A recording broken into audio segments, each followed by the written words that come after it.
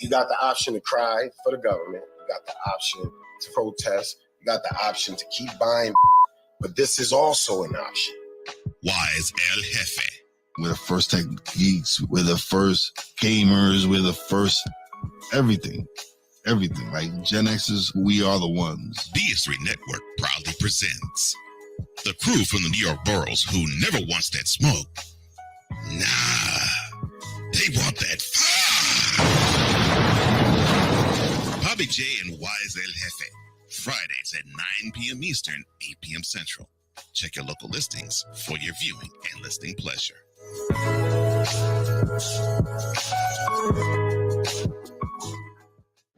Mister, how do you operate this Twitter thing or this Instagram thing or whatever the heck?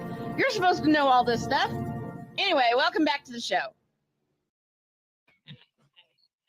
Sorry, pardon me. My apologies.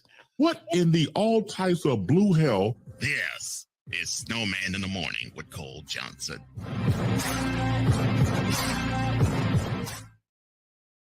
That's just a little piece of Bizarro Wise. He'll be along in a little while. Speaking of being along, we got a lot of weekend football to talk about. That means this man is here.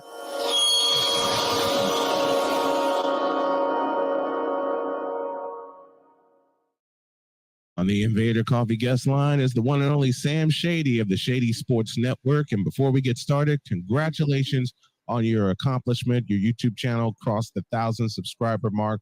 We here at Snowman in the Morning and Snowman Multimedia are very, very proud of you.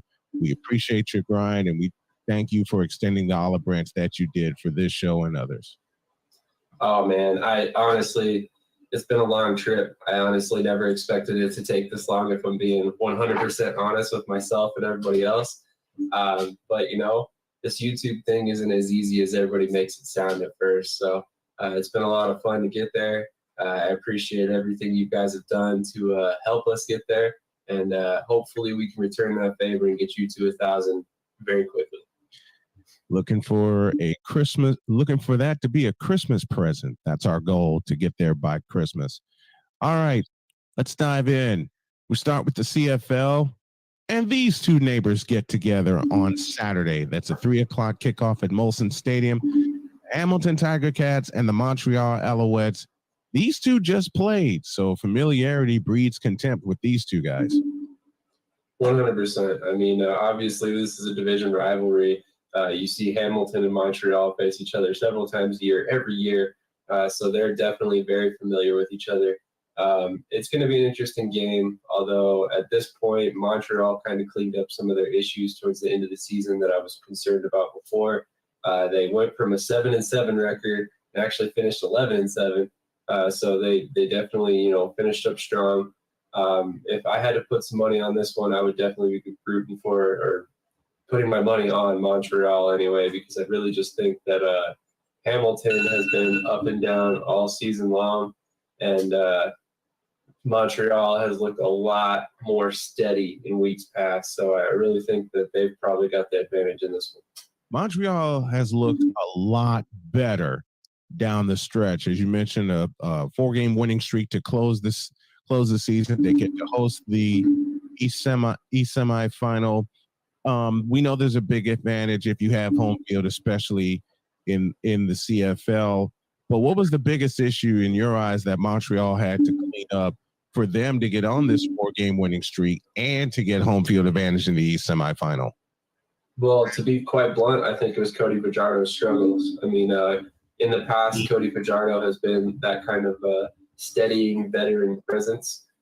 This season for Montreal, he was throwing as many interceptions as he was touchdowns for quite a while throughout the season.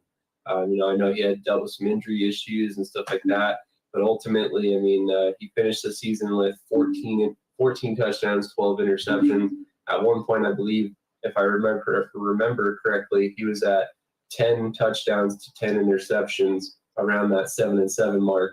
And then, you know, he kind of progressed from there. But ultimately, I think that he was holding the team back, quite honestly. I mean, you can't be producing a 1-to-1 touchdown to interception ratio as a starting quarterback in any league, especially in the CFL, where The quarterback really realistically is the difference. If you look at the teams like, Winnipeg, they've got Caleros, who's been established for many years.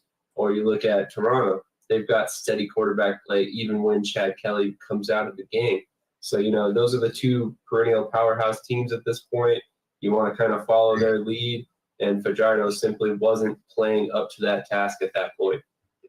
How do the Hamilton Tiger Cats spring the upset on the road? Well, I think it's going to be very interesting to watch their quarterback situation as well. I've heard they're going to platoon quarterbacks once again. It's something that Hamilton's done in the past. And to me, that's kind of an interesting strategy going into the playoffs. But with that being said, I mean, honestly, if you've had success with it, there's a good opportunity to go ahead and repeat that success. But Hamilton realistically needs to get their run game going no matter who is in the game at quarterback, because realistically, Montreal's defense will pin their ears back and get after that quarterback all day long if you allow them to. So you really can't allow yourself to be one-dimensional in this game. You want to utilize play action, kind of get those defensive ends thinking while they're rushing, not just pinning their ears back. So that would be my main course of action here. Run the ball. Even if it's not working out at first, stay dedicated to it. You want them to at least understand that you have the willpower to run the ball, and then what happens past then is kind of up to the rest of the team. But this quarterback situation is going to be very intriguing, whether it's Matthew Schultz or Taylor Crowell or Bo Levi Mitchell. One of these guys is going to be a quality quarterback for somebody else next season. So there's another reason why this game is so interesting to watch. Big time auditions for Hamilton. We'll see who comes out on top in that game. We'll pay close attention to it. And we'll pay close attention to this one as well, as the whole place will be open at BC Place. 6:30 start time on Saturday. It's the Calgary Stampeders and the BC Lions. And I mentioned earlier that familiarity breeds contempt. But with these two guys going at each other, remember, Calgary stomped BC at BC Place the last time these two played. But BC got their act together thanks to Vernon Adams, who had to survive a lot of injuries this year. They get to host the West semifinal one more time.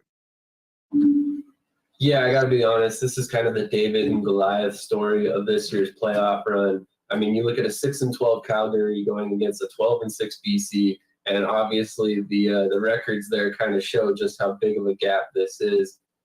Like you said, Calgary has beat BC in the past, but I think realistically going into this one, BC's got to be your favorite, especially because they're currently one of the best teams in the league. I mean, they're really not that far behind Winnipeg, that's 14-14, coming out of the West there. So this is going to be an interesting game only because there is that upset factor. But if BC doesn't come out of the winner of this game, I would be very, very shocked. I would be very shocked as well. There is Vernon Adams. He threw for 4,769 yards. He also threw for 31 touchdowns. To the NFL and some trade talk, and the Washington Redskins are sellers at the deadline. This is the first piece to fall. Montez Sweat to the Chicago Bears. How does Sweat help the Chicago Bears defense? Well, I think Montez Sweat realistically could have helped 32 defenses in the league, no matter where he was going to end up. He's just one of those guys that he's a freak athlete. He's one of those players that is simply always going to have a job until he decides he doesn't want to play football anymore because of what he can do. He's never really quite panned out to the level that I think anybody thought he would in the NFL. But at the same time, if I'm not mistaken, he dealt with some major health issues coming into the league. So I believe that kind of derailed some of his progress. I'm kind of excited to see what Eberflus will do with him. I'm a big Matt Eberflus fan. I think he's still going to figure it out there in Chicago. I think they got a lot of talent. And I think this aggressiveness shows where they think they are. So I think there's some things that we're not necessarily seeing on the field at this moment, but that will maybe show themselves down the road, once these players start getting comfortable, starting gelling together. Maybe they get a couple more pieces for next season, something like that. And the Bears might be a contender, especially if they can keep Sweat. Speaking of keeping people, the rich get richer. And as Montez Sweat was dealt to the Bears, this happened. Chase Young is headed to the Bay to reunite with Nick the Quick Bosa and the San Francisco 49ers, who are in the midst of a 3-game losing streak. We all know what the problem is defensively. They haven't been able to get home.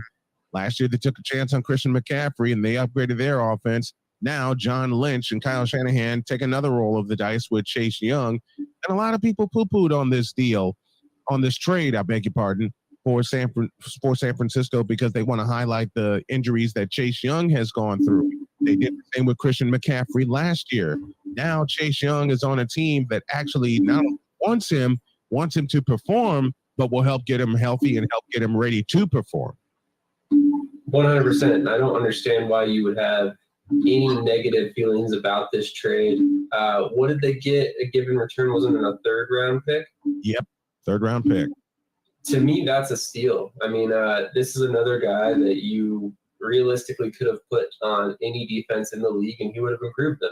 You know, when I saw the fact that they got him for a 3rd-round pick, I quite honestly wish the Eagles would have gotten him. I mean, I know we didn't necessarily need pass rush that desperately, but for a 3rd-round pick, why would you not take a chance on that guy?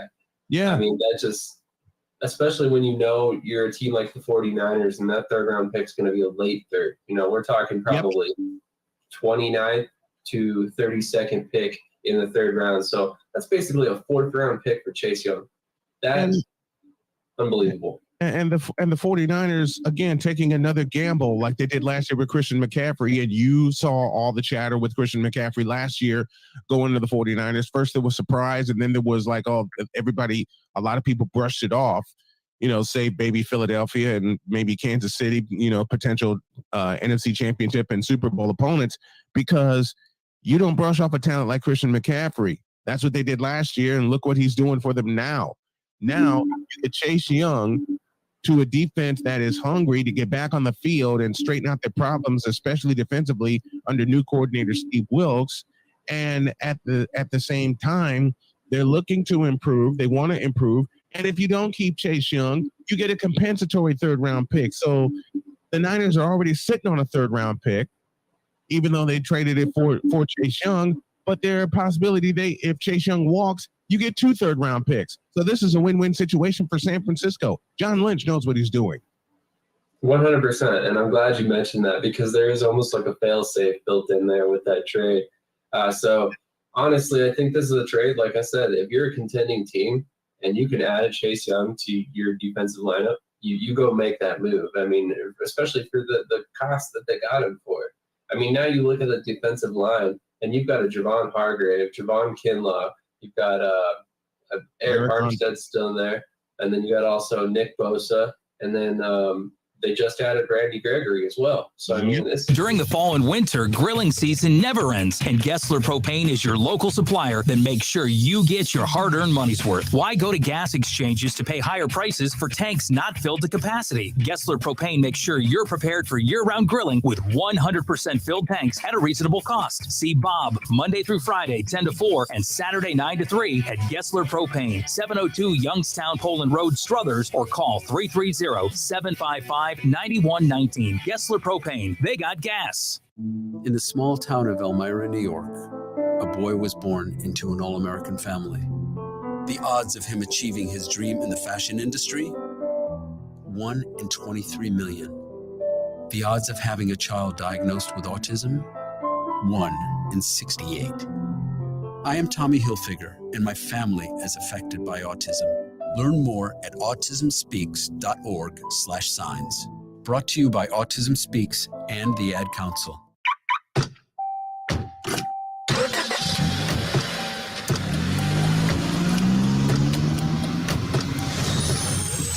It's that time again when all we want to talk about is football.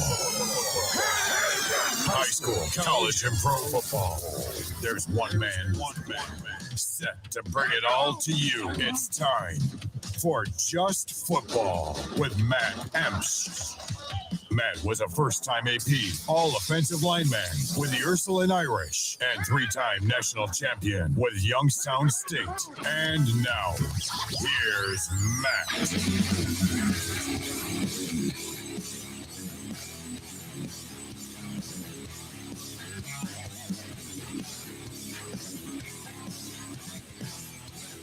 And welcome to Just Football. I'm your host, Matt Emsch. It's a day of Matts. We just have Matts everywhere. Matt Emsch is me, obviously. Matt Lipsack, my partner. He's going to be back this Friday. It's kind of strange. The athletic department, athletic director, I'm sorry, his name is Matt. And then we also have another Matt on tonight. We're going to have the head coach of Mogador as well. Matthew is his full name, Matthew Adorni. So we are actually going to be waiting for about 2 minutes from now. Head coach Brian Shaner, that's just a given. He's always on the show. Everybody should expect that's the first person we always have on every week. So we'll hear from him in a couple minutes. I wanted to real quick just say this is not a Matt that I really want to mention, but former Super Bowl champion Matt Ulrich passes away. Matt was part of the 2006 Super Bowl championship season for the Colts, played with Peyton Manning, and we just want to send out our condolences to the family.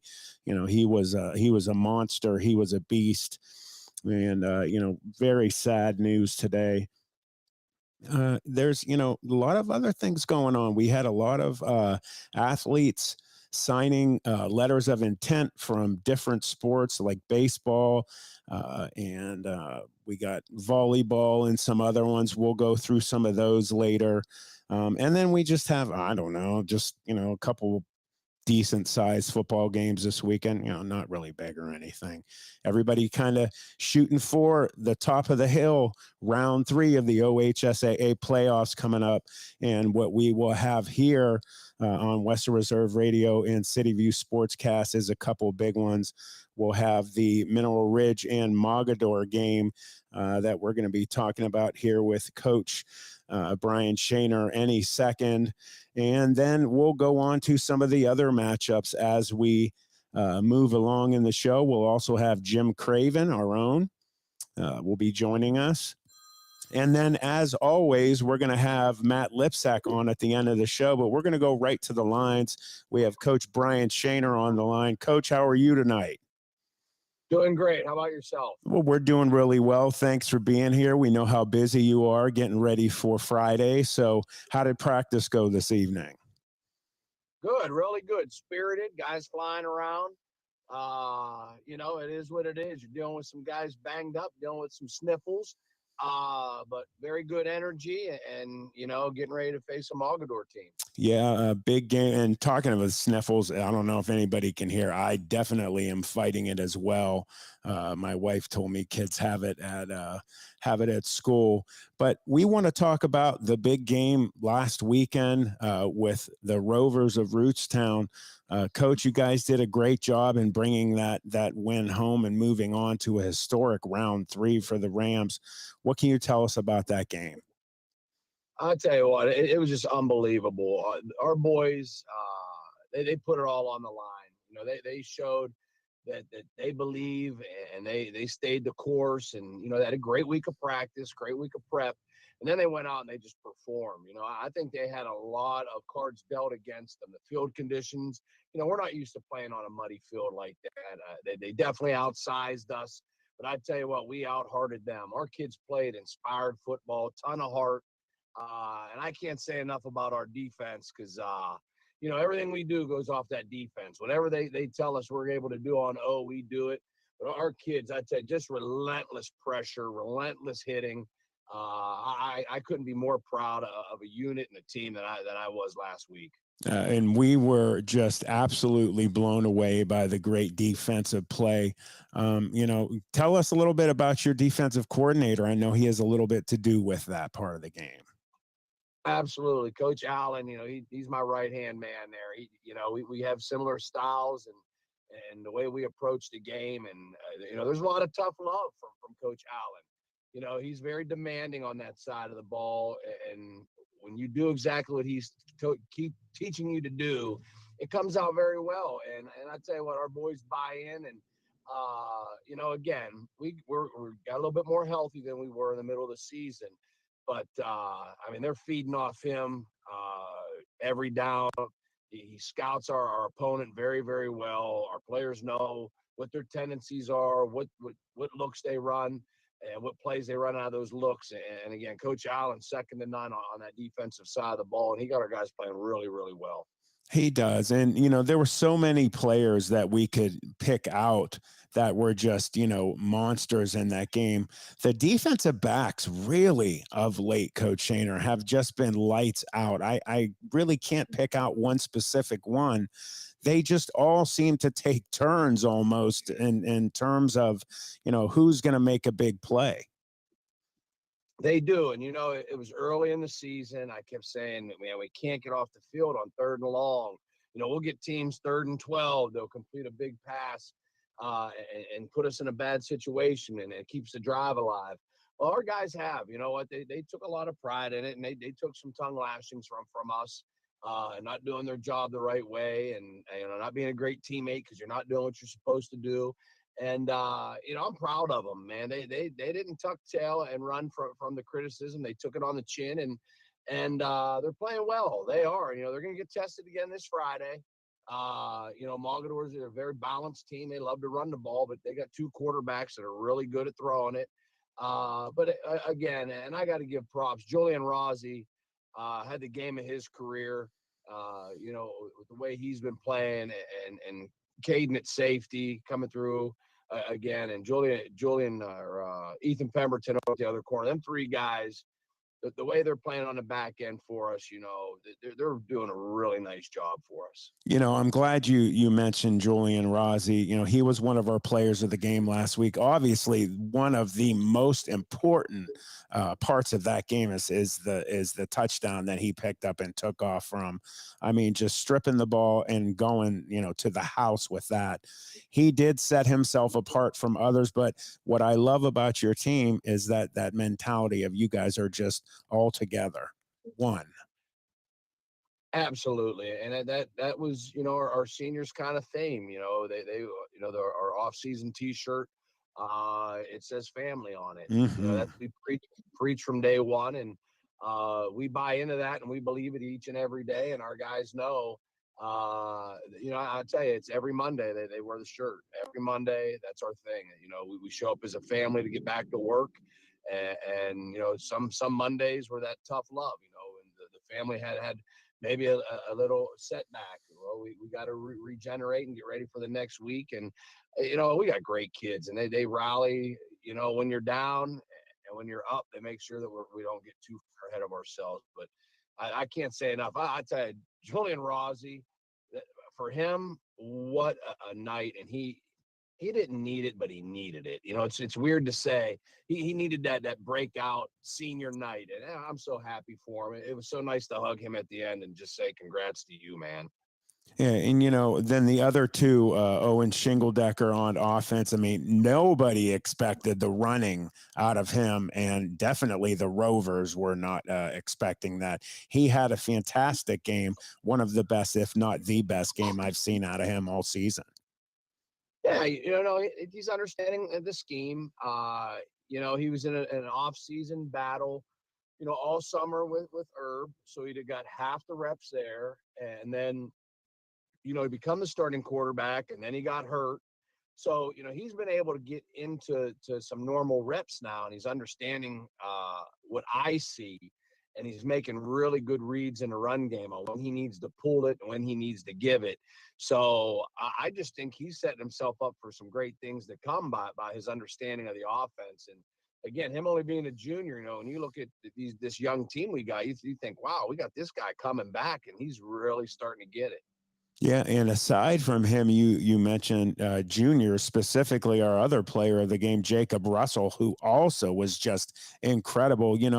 We've given you guys a couple different names. That was my name for you guys. I look at you guys as a team of one, that mentality. I also look at the running backs as thunder and lightning, I say on the air all the time, with Ian and Jacob. Obviously, Jacob being the thunder. Tell us a little bit about him.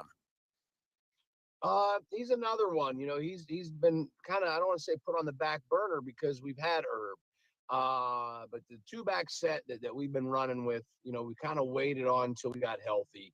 And I like them guys. And again, it's Shingle Decker making the right reads, whether we're giving it to JR or we're pitching it to Herb.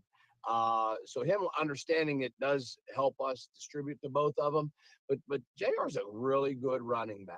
I think with the more reps he's getting, the more he's learning to keep his legs underneath him and keeping his balance and running with great leverage.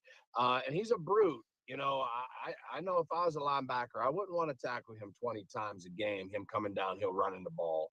Now he's doing a real good job for us. And again, he's only a junior and he's understanding the game. And, he's definitely a big part of the game plan going forward. Absolutely. One of many that are just lights out, defensively lights out. We always say on the air, do not take him up high, go low. Yep. Coach, you mentioned real quick, about when you guys are studying up for games, you get those films. Can you just real quick just touch on what coaches do to prepare each week when you get those game films? Well, for me on the offensive side, I try to figure out how they're going to line up against us, and it's different every week. We could look at Mogador and say they're a 3-3 stack, and they can come out totally opposite. They can be an even front, and then our guys got to be ready to change on the fly, for multiple looks. So for us on the offensive side, we focus on finding the front, and then from going from the front, figuring out where we're going to be successful with our scheme.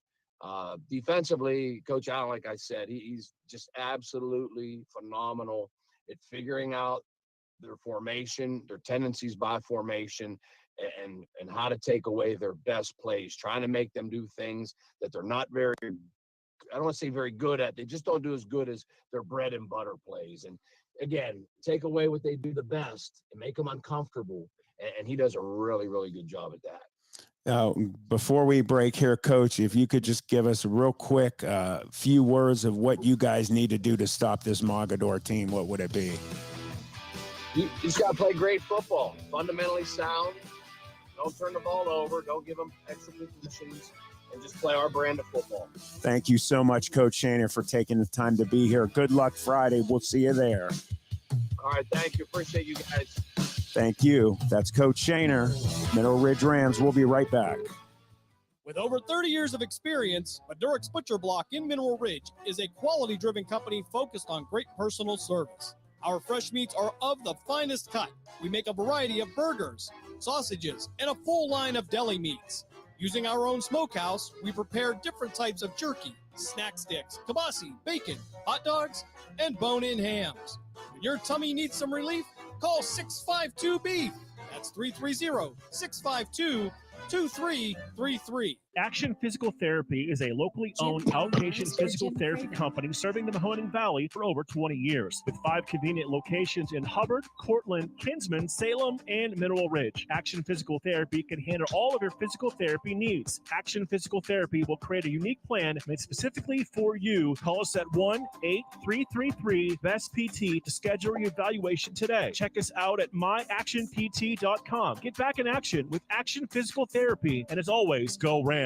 If you are seeking a skilled photographer in Northeast Ohio with experience in capturing documentary-style photographs for various occasions such as family events, weddings, graduations, sporting events, and other special occasions, look no further than Colleen Moore Photography. Accessible via ColleenMoorePhotography.com, or she can be reached at 330-314-7547. Colleen sends her best wishes to the Mineral Ridge Rams for a fantastic season. Go Rams! From high school to the pros and everything in between, you're listening to City View Sportscast, part of the iMedia One network.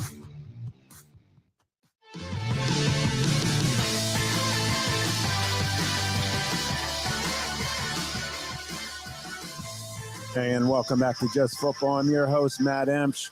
We are going to go to the lines. We have our own Jim Craven on. How you doing, Jim? Outstanding. Getting ready for some football this weekend, some hockey, spreading it around. Yeah, we are. Real quick, I just wanted to say hi to a couple Rams that are on the road right now heading to Cleveland. Dave Balestrino's got his son, the Beast, number 9, Brady Balestrino. Hey, guys, thanks for listening. And we are going to go right to what you just mentioned there, Jim. We're going to go to these football games that are going on. Obviously, a lot less teams. We got 5 left from the Tri-County area. Which ones jump out at you?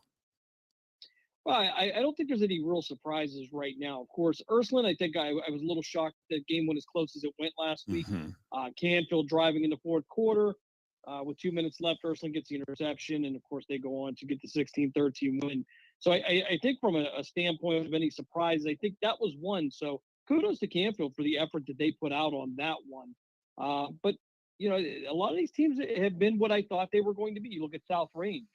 They give a 35-0 shutout over Ridgewood. So I believe that was certainly expected. Excuse me.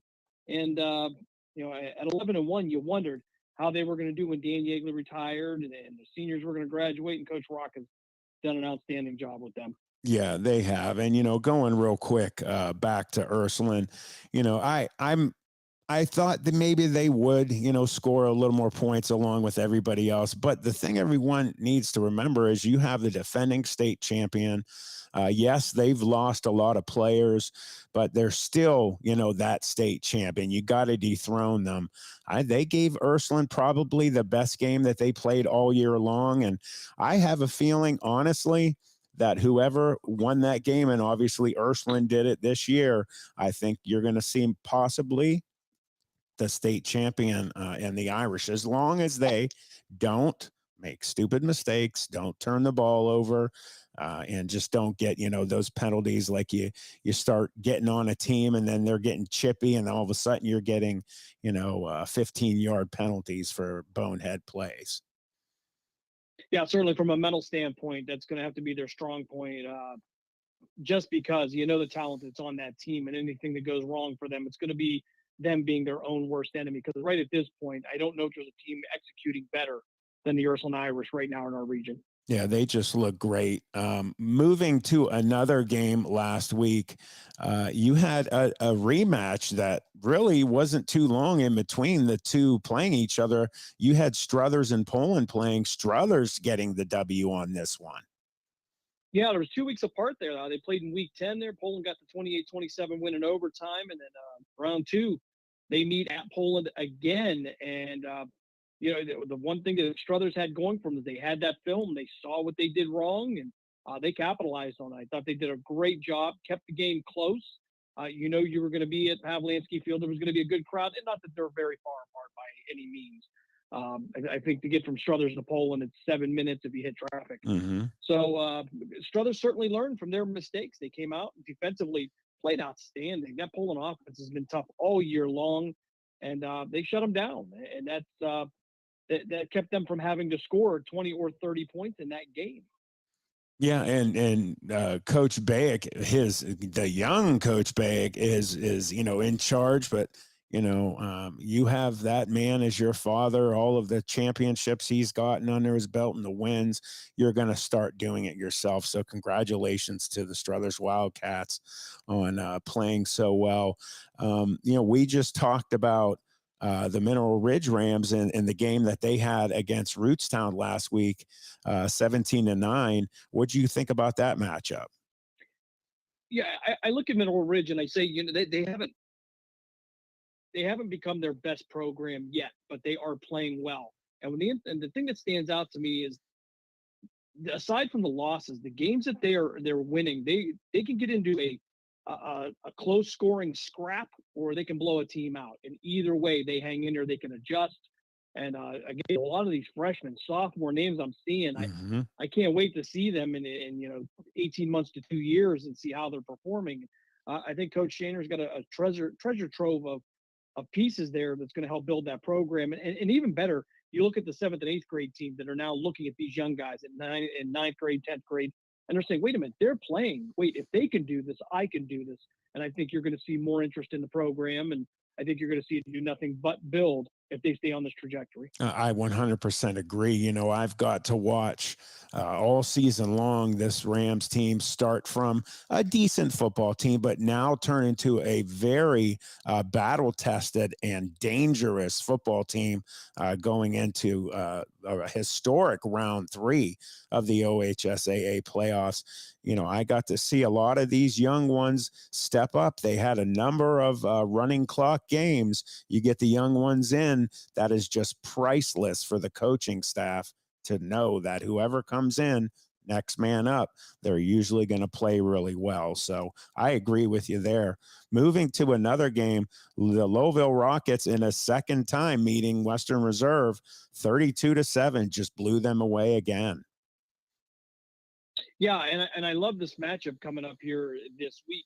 And Louisville is much better than anybody's given them credit for. Andy Manuel has done a fantastic job down there, and of course we got to see him in Week 10 against Springfield. And while they're not an oversized team, they are a team that executes well. Another one of those teams that they may not have all the physical talent in the world, but their discipline is outstanding. And you got Tino Rivera Ocasio as a running back there. He does a great job, leads that team, and as well as Bologna, their quarterback, the second coming of the Ballones at quarterback. But they're going to have a challenge this week. I'll tell you, the Danville team that we saw last week against Springfield is a physically strong team. And I don't know that I've seen another Division 17 as physically strong as them and as well coached as they are. And that's what stood out, was so impressive last week. I can't tell you how many times Coach Gessler mentioned, just the physicalness. And it wasn't big hits, but it was in the trenches, pushing guys downfield, stiff arms. It was absolutely incredible. And I can see that team going pretty far. I agree with you. They are definitely, people do not know how good they are, and they just might find out this week. You have the last team that's in it, West Branch, beating Streetsboro 31-28 in a close one.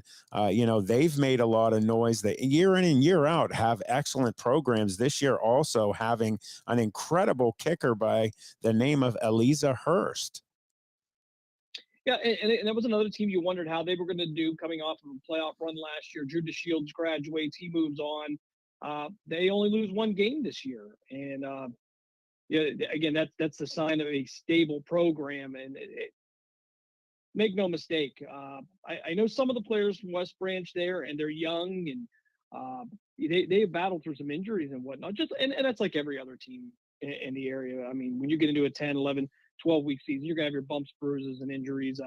But West Branch has done an outstanding job, and it's nice to see that consistency for them, even with the graduation of Drew DeShields, who was the center of their whole team last year. Yeah, and they have Canton South 12-0 this week, so the number one ranked team. So it's definitely going to be a tight one for them, I'm sure, at Louisville High School Leopard Stadium. Looking at some of these other games that are coming up now this week, Jim, we got some monsters. We touched on the Mineral Ridge Mogador game. What do you think about that matchup? Well, I think it's going to be a learning experience for Mineral Ridge. I mean, Mogador is a perennial powerhouse in the state. They go to the playoffs every year. They don't book their season weeks 1 through 10. They book it at least 1 through 12, 1 through 13. They do. So in order for Mineral Ridge to pull this off, and this is no slight on them, is they're going to have to play the perfect game. They're going to have to keep their heads in it. They're going to have to avoid the offsides, the holding, things of that effect. It's going to be one that they're going to have to play their best game, because I think as it goes on, this may be the best team they see in the playoffs. And Mogador has a couple of losses. They're not unbeatable. But they certainly bring experience, and I think they bring a little bit in terms of age, a lot more seniors and juniors on that team. But you know what, when you say, well, I don't know about Mineral Ridge, I don't know what they're going to do this week, they surprise you. And again, the two things that really caught my attention was their ability to blow a team out and their ability to fight in a close game. So I think they're set up. I think this is going to be a closer game than most expect. And again, it's going to have to be mistake-free football for the Rams. Yeah, I agree. They have to play perfect. And, everyone has to. This is one and done time. This is third round. Everybody is starting to see the glint of that state championship trophy kind of starting to send some light over the hill, if you will. And Mineral Ridge, everyone keeps saying it's their time this week, but every week they're back. So Mogador, like you said, perennial powerhouse, always in the playoffs. That's going to be a knockdown, drag out fight for sure. Looking at Division 7, you have number 2 Danville versus who we just talked about, number 6 Lowville. Yeah, I'm interested to see how Louisville is going to perform against them. I thought that Springfield would match up well with them in terms of the strength, but I think that Springfield wore down as they got towards the half, and they came out, tried, and then by that time they were playing catch up. So for Coach Guerrero, it was, now you're changing the playbook. You're trying to get points quickly, and once you got behind on a team like that, it was going to be tough no matter what. But it's going to be a question: can Louisville physically hang with them for at least 3.5 quarters, just to be in that game at the end there? Because we always talk about that team that just hangs around and hangs around. And if they can pull that off, if they can be competitive for that 3.5 up to that fourth quarter, I think that it's going to be a lot closer game than most think. But again, Danville, I can't say enough about them in terms of just how they perform, their execution, and their discipline. I agree with you. Real quick, we'll go through the last two. Canfield, they're against Lorraine Clearview. What's your thoughts on that one? Or not Canfield, I'm sorry, South Range. Canfield, yeah. South Range. South Range has become, I want to say it's almost in the same category as a Mogador. Perennial powerhouse. Mm-hmm. There's changes there. It doesn't matter. The program stays the same. If you talk to Mark Means, he's had his opportunity to speak with Coach Rock this year, and he says, you know what? It's like talking to Coach Yeagley, who we highly respected. Make no mistake, we still do to this day. And with their ability to put their foot down on the gas, mm-hmm. and there's a potential there for that repeat. There really is, and that's going to be with a different cast and a different coaching staff. And if they can pull that off, that's one for the books there, just because of the change, but the remainder of the consistency that stayed with the program. And then finally, the Youngstown, Ursuline, Cleveland, Villa Angela, St. Joseph, round 2 for those teams. Oh, you mentioned earlier, we take a look at the Struthers Poland game. How do you beat a team twice in the same season? Because you've got the film. What did we do wrong? What could we have done differently?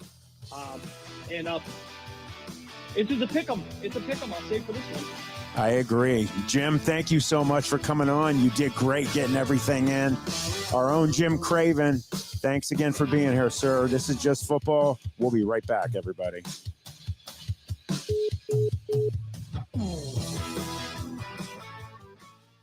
Experience nature's bounty with Creation's Backyard. Elevate your health with the most nutrient-dense foods on earth. From farm to table, sustainably cultivated with care. Grown locally in Niles, Ohio with no chemicals or synthetics ever. Unlock your culinary creativity with Creation Backyard Microgreens. Convenient local delivery and pickup options available. Order now at creationsbackyard.com or call 330-282-7208. Jesse's Dairy Cove is a hometown favorite, located at 3743 State Route 46, across from the gazebo in Mineral Ridge. Enjoy all your favorite ice cream. We have over 32 hard scoop and over 40 soft serve favorites. We also have a large food menu, including homemade chili sauce, sloppy joes, pulled pork, fresh cut French fries, and mac and cheese. This fall, we'll start our homemade cookie and party trays. Visit our website at jessesdairycove.com to see our menu. At Jesse's Dairy Cove, we appreciate your business and wish good luck to the Rams.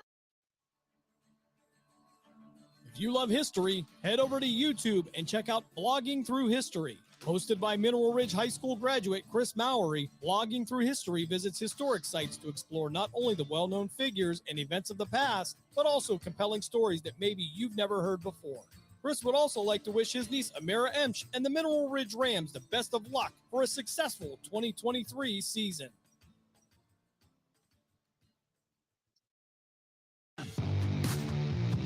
From high school to the pros and everything in between, you're listening to City View Sportscast, part of the iMedia One network.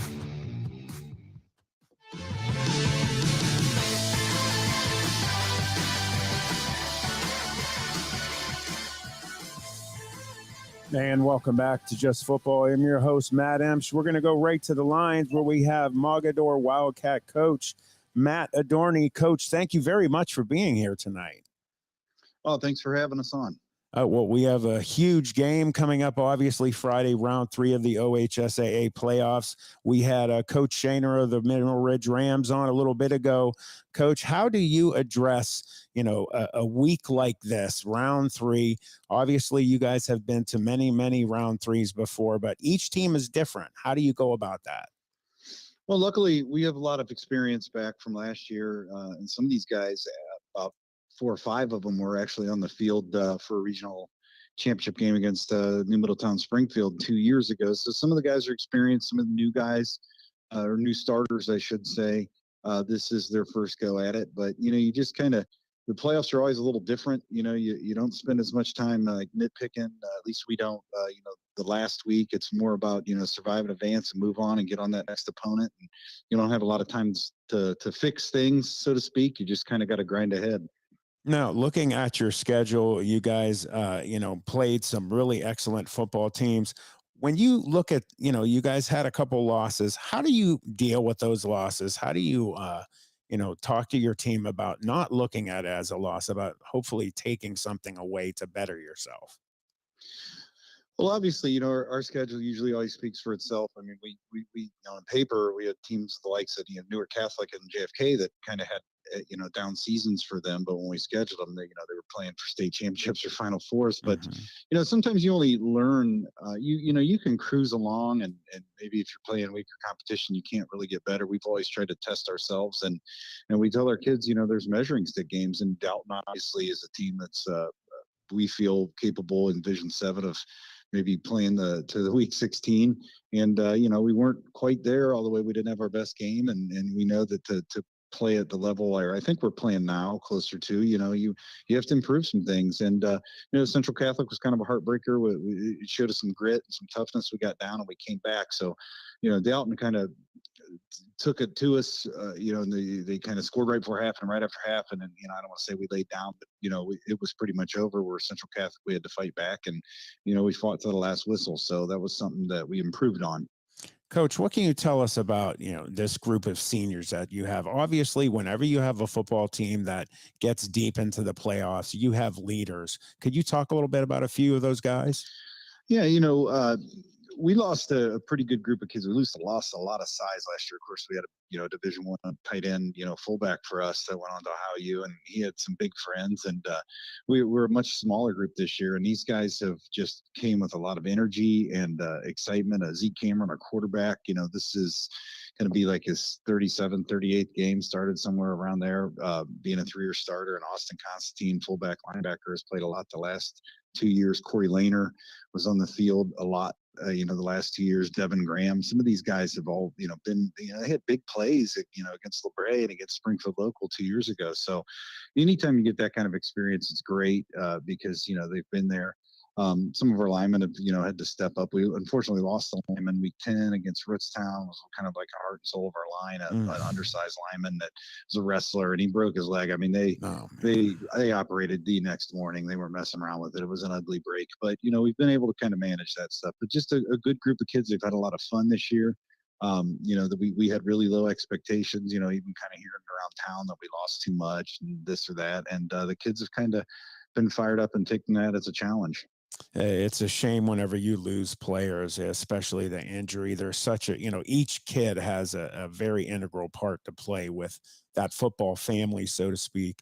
Mineral Ridge lost one as well. I'm sorry. Go ahead, Coach. Oh, I was going to say, being in the playoffs, a lot of people don't understand is you got to be just as much lucky with injuries as you are good a lot of times. You have to, in years, Mogador, we've maybe gone the longest. We've been very fortunate. It's a grinding season. They're asking us to play 6 weeks now into the playoffs. And it's when you look back, we were talking tonight, all these weekends of football, you're into, when you make a little run like this, counting scrimmage weeks, you're into like a third of your weekends, have been football. So it's a grind, and you got to be lucky to stay healthy. Unfortunately, when you're a smaller school like us at Ridge, losing a guy might be losing 3 or 4 guys because he plays both ways and special teams, et cetera. So. Well, looking at Ridge, you just mentioned them. What do you think about this football team? Obviously, someone that's been through a lot. They've had a couple ups and downs, but they've definitely gotten better in the playoffs. Well, I think two things you look at right away to jump off at you. They won 2 road playoff games. That's not easy to do. It's hard enough to win 1. They won 2. We know their opponent really well. They just played at Rootstown, which is a big, strong, physical team, and they pretty much we felt out physical them and took it to them in the trenches. You could tell this team, and I had one like a Ridge team early in my career where we lost, I think, 3 games in regular season. We made a little run in the playoffs. So, the kids didn't quit. They believe, you can tell they believe in what, schemes and what they're attempting to do offensively and defensively. You can see the belief in their kids, which is huge. We've played Ridge in the past. We know, we've obviously played McDonald and teams from that league and Western Reserve. It's a tough league, tough kids. So, we're expecting a good fight. How do you address with your football players? It's hard in the playoffs not to kind of look ahead to what could be at the end of the season with that shiny trophy. How do you try to control that with your players? Yeah, we're really good. We've been fortunate in my years here of really, and sometimes our regular season schedule forces us to do this, to kind of look one at a time, where we don't maybe have that one marquee matchup.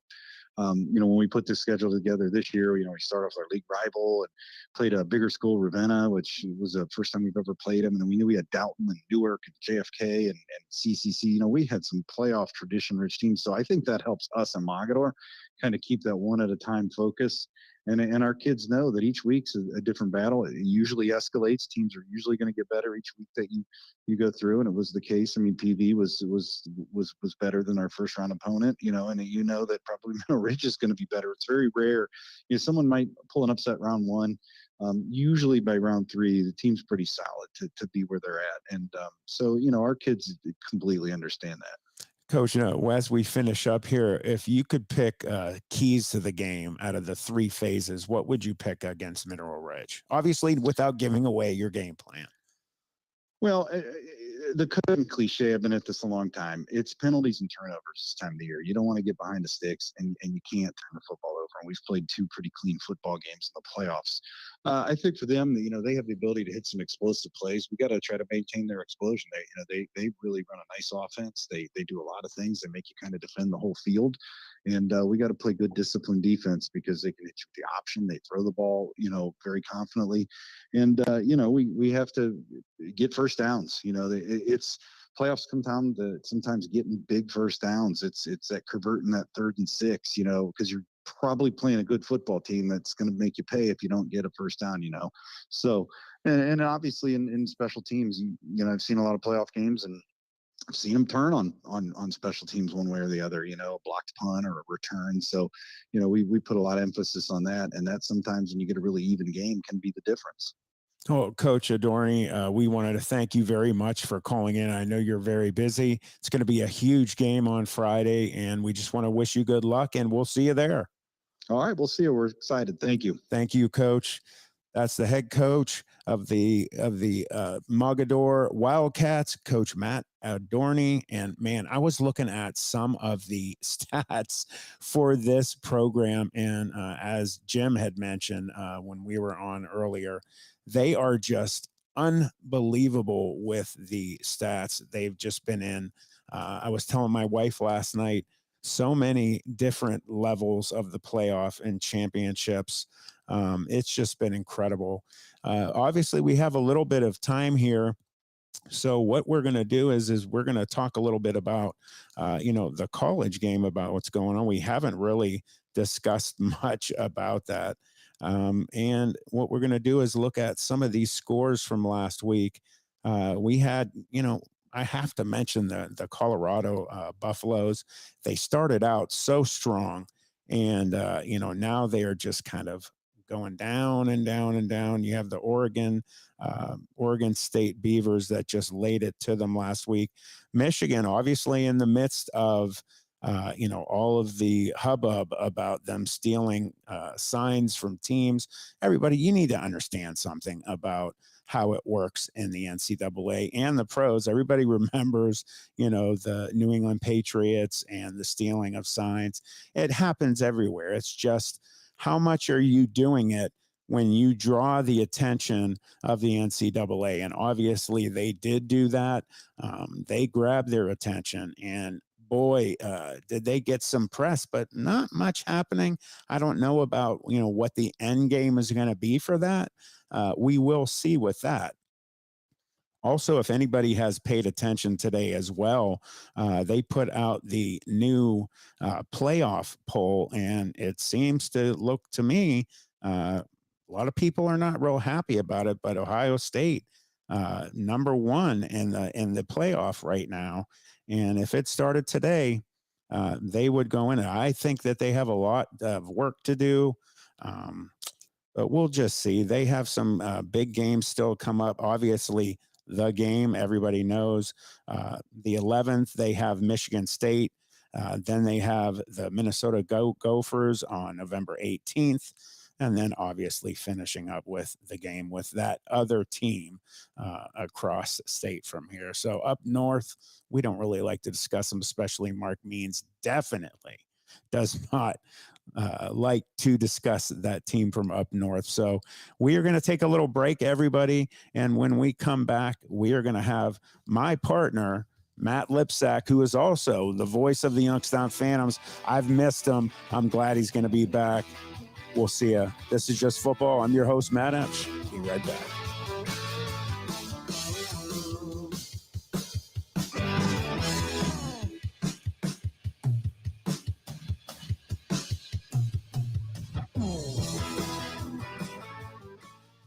W&M Quality Roofing, LLC is an insured and bonded Mahoning Valley family-owned roofing business. At W&M, we treat your roof and home as if it's our very own.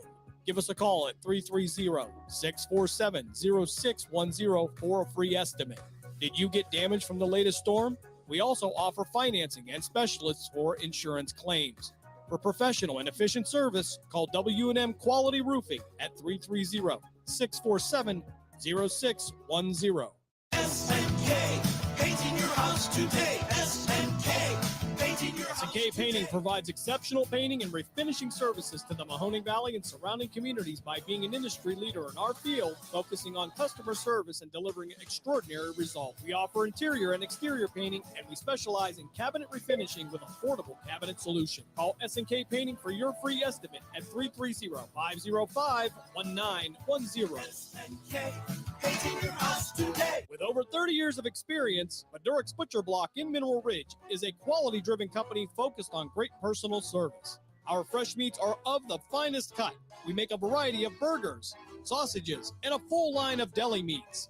Using our own smokehouse, we prepare different types of jerky, snack sticks, kibasi, bacon, hot dogs, and bone-in hams. When your tummy needs some relief, call 652-BEEF. That's 330-652-2333. From high school to the pros and everything in between, you're listening to City View Sportscast, part of the iMedia One network.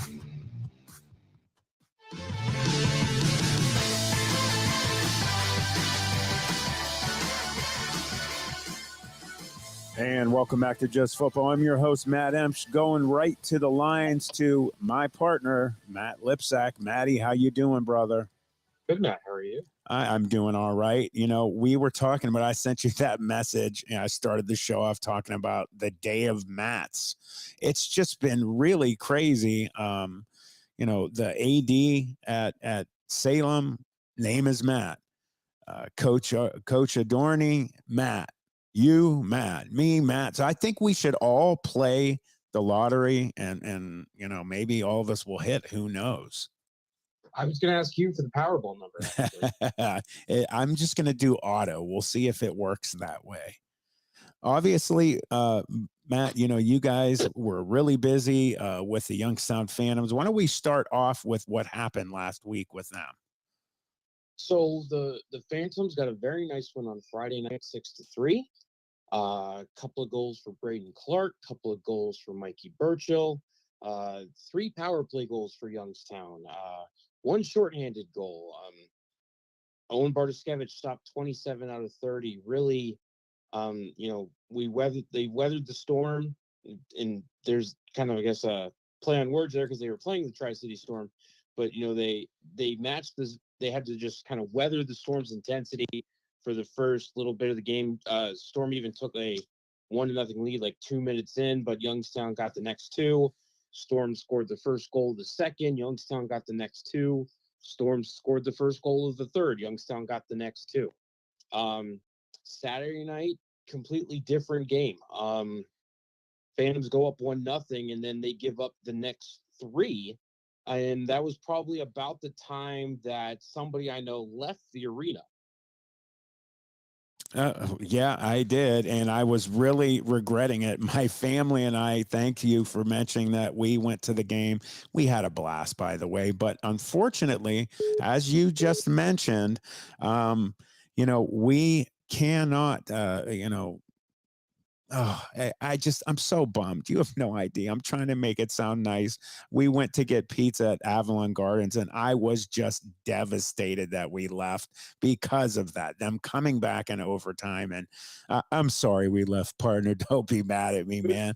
So Phantoms down 3-1. They score a power play goal with 86 seconds left, and then 30 seconds later tie the game to force overtime, and then 14 seconds left in overtime. Ryan Botterill gets his second goal of the game. He also scored the game tire.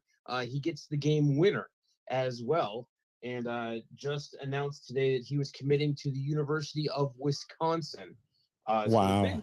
So for Ryan Botterill, as he got a pair of big goals for the Phantoms to lift them to a 5-4 overtime victory on Saturday and get the weekend sweep. The Phantoms now 10-3-1 on the season, sitting in second place in the USHL's Eastern Conference, and they're heading to Iowa this weekend for a gigantic 2-game set with the Dubuque Fighting Saints, the team that they trail by 1 point in the Eastern Conference standings. Absolutely incredible. And so does it count that we were there, and even though we left and we didn't see them win, does that still like go under my belt for two games? There's no partial credit here. You can talk to your teacher. I'm not giving any partial credit. And real quick, I have to mention this. Jim Craven just texted me and said his middle name is Matt. Something is going on here, man. This is loony. All these masses, we have to play the lottery, but I am honestly, I lost myself a little bit there because I was so disappointed. I said to my family, I was like, come on, just let's stay a couple minutes longer. And my daughter wanted to go get some Avalon pizza. Anybody that knows Youngstown knows the Avalon Gardens pizza is just absolutely ridiculous. So I begrudgingly left. And as we're sitting there, I see it. And I'm just so happy that the Phantoms just came and came back and won that one. I wish that we would have stayed a little longer, but that's 2 games. It's 2 games. I'm at least going to say this much that I've gone to. The other one was against Team USA, the 12-0 behind the woodshed beating that they gave to them when they lifted the banner and showed the Clark Cup on the ice. And man, I don't know. Is it enough to say I'm a good luck charm so far? I mean, at least they're 2-0 in games that you were at least there. Right. Now, another thing that I was even more excited about this past weekend was Mineral Ridge not only winning, but going to round 3, meaning that my partner, who is named Matt, will be back in the booth with me. I know you're a little pumped for that. I am, and I could not tell how excited you were by the number of texts during the period of the Phantoms game.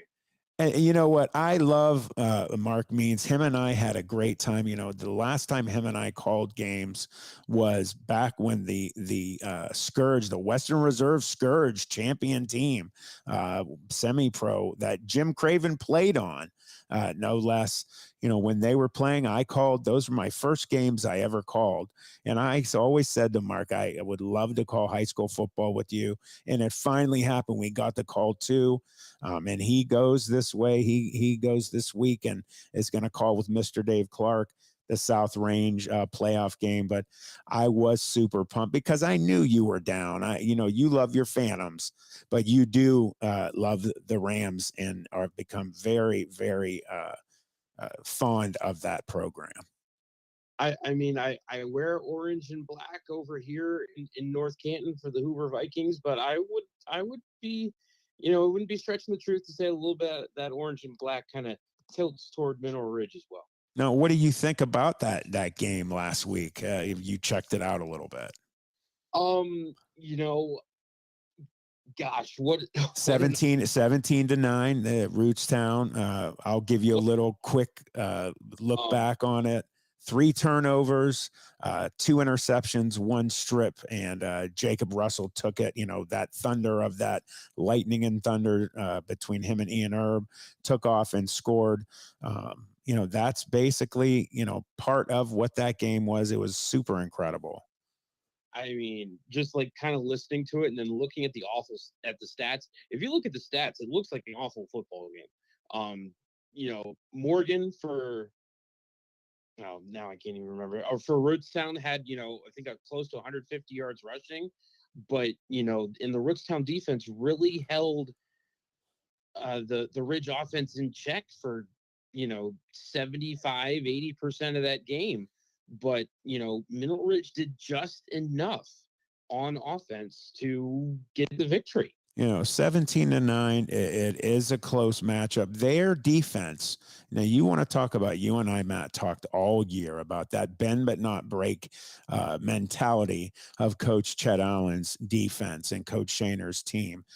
They were exactly that all night until they kicked. What happened was, if you could point out some of the things that special teams wise has been lacking this year for the Rams, what would you point out? I mean, it's been the snapping. Thank you. About it. It's been bad long snaps, and not because really for the most part, Mineral Ridge operates out of the shotgun 99% of the time. I think the only time you're going to see them not in the shotgun is when they're in victory formation, right? So, the shotgun snaps, we haven't seen a bad shotgun snap in probably about 8 weeks. I'm thinking maybe since the St. Thomas Aquinas game was maybe the last time we saw a bad shotgun snap. And they actually have done extremely well. Let's not forget, and I don't want to, play homer here, but I have to, they've had a ton of, as a ton of injuries. They lost, some of their players. They lost Jacob Moore, he broke his leg, and he's gone. But the snaps absolutely have gone a little wild. Last week went up so high, went over Russell's head. He smartly kicked it out of the back of the end zone. Obviously, instant safety, gave the ball back to them, and they shut them down again. But it came into where they get some points on the board because of mistakes. Kicked a onside kick. They got it. And I think you remember what I had said to you, that I was starting to celebrate a little too early. Message, you said, okay, hold on a second. But the Rams D, they just came and played fabulous, shut it down, even after those points went up. And also getting a 35-yard, I believe 35 or 36-yard field goal to keep them up ahead, even with the score 8 points. I'm sorry. I had it at 32-yard field. 32. Thank you. That you're my stats guy. Thank you for correcting. Yeah, they played very well, and if I screwed up any ways that went at the end, I apologize. But yeah, that's basically the gist of it. Score, safety, score, onside kick, heart starting to beat, about to pop, and they took care of business. So huge game this week. We just had both coaches on, Coach Shaner at the beginning, and Coach Dorney for Mogador. What can you say about Mogador, Matt? I mean, just every single year they're in the playoffs. I mean, they're a machine. They've been a machine, this year. They're riding, what is it, a 10-game winning streak? I believe so, yes. And I mean, none of these games, as I look at their schedule, save for the 2 losses, where they kind of got blown out. They got blown out and lost 48-14. Close loss to Canton Central Catholic. what is that, week 5 or 6, by a touchdown. The rest of these are blowouts. Nobody has even been close. I mean, we're talking 20-point margins of victories left, right, and center. Yeah, and you bring up their schedule. We're going to talk about that real quick here because we're getting close to the end of the show. Bringing it up 9-2.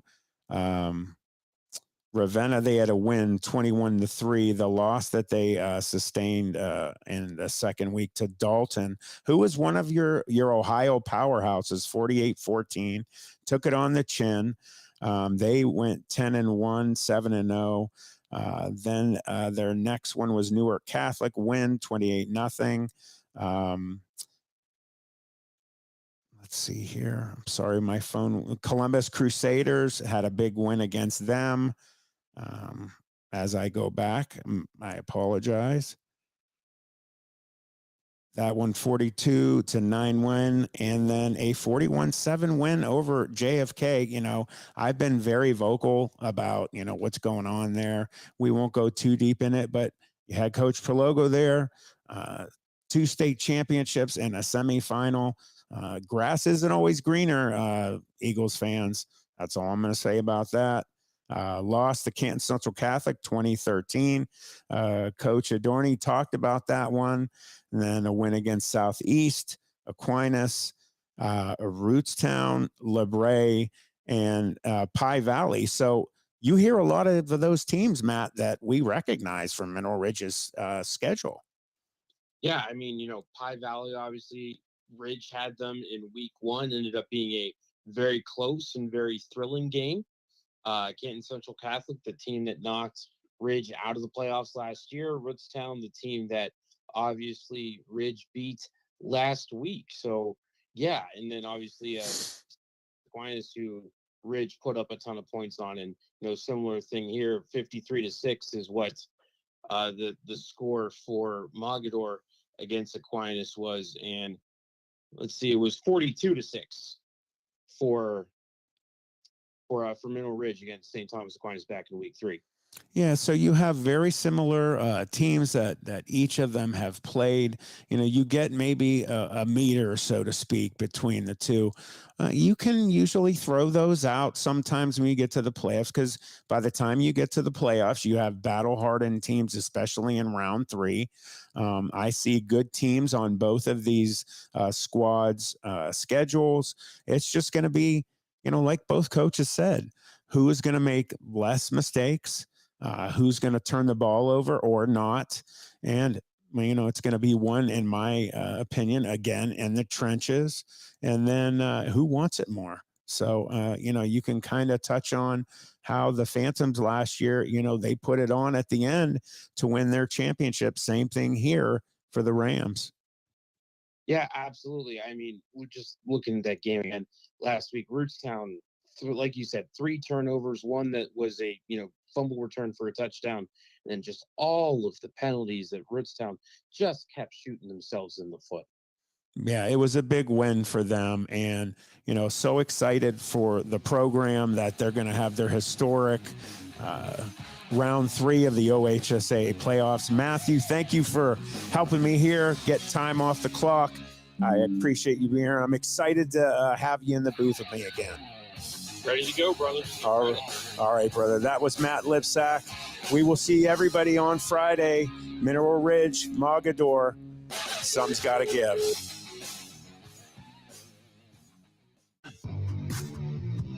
From high school to the pros and everything in between, you're listening to City View Sportscast, part of the iMedia One network.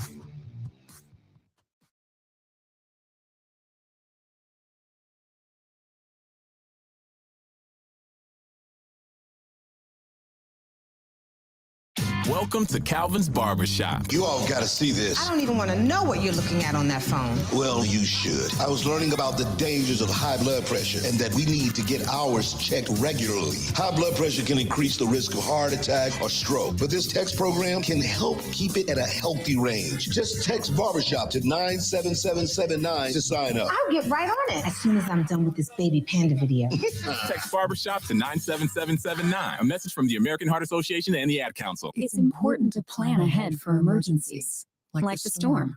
When it kicked in, we had a plan. Separated. We were able to get in touch with each other in no time. Idea how to find each other. The whole experience was the fine. most frightening 10 hours of my life. If there's one piece of advice I'd offer other moms out there, it's to stay calm and keep to the plan. Some parents plan ahead,